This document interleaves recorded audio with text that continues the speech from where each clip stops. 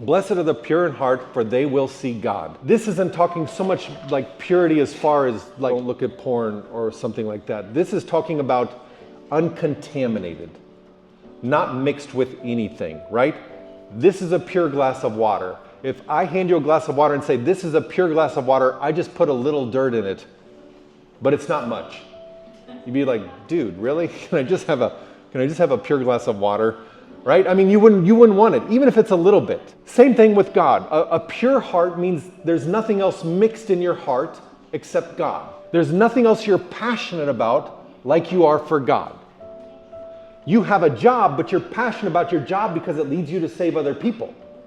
You have a wife or a husband, and you're passionate about them because together you're impacting other people. Like, no matter what God's put in your life, it doesn't mean the only thing you do is sit in a monastery and pray 24/7. There's other things in your life, but you see them all as things that bring you closer to God. There isn't anything in your mind or your heart that says, well, this is what I like to do.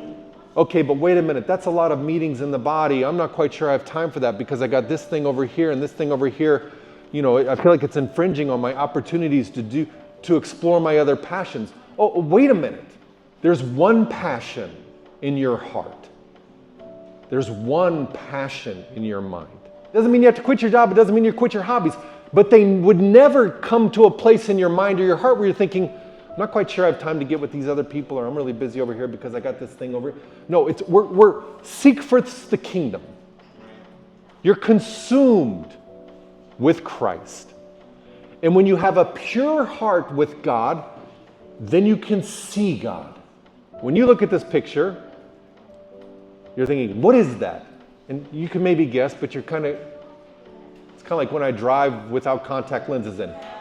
And then when you pop in the lenses, then, oh, it's clear. When you have different passions in your heart and you need to make a decision about your life,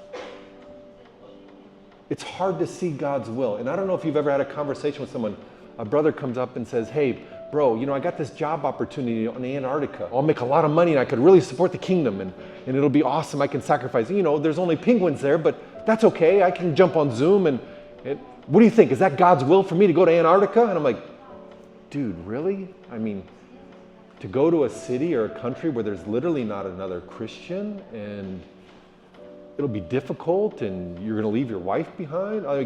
He's like, but I think it may be God's will. And you're like,